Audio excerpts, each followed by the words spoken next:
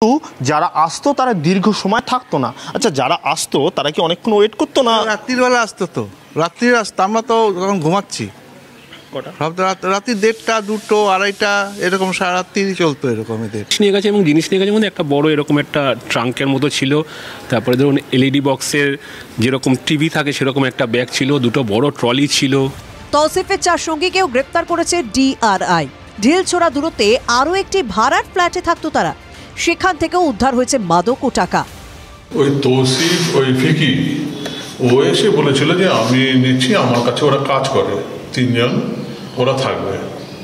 ওরা আমার জিম আছে যোধপুর পার্কে, ওখানে ওরা ট্রেনার, তা ওরা 3 জন থাকবে। আমি সব কিছু দেখাশোনা করবো, মানে ভাড়া দেওয়া টাওয়া ওগুলো আমি সব কিছু করবো। কীরকম সিস্টেম ছিল, কিন্তু অনেক লোকের আসা যাসা ছিল ওখানে।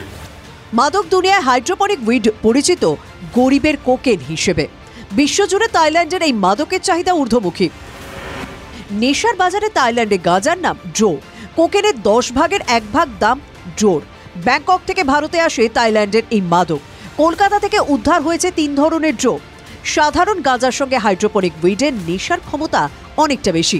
ফলে রেপ পার্টি থেকে বিভিন্ন জায়গায় বাড়ছে হাইড্রোপনিক উইডের চাহিদা। গত 15 দিনে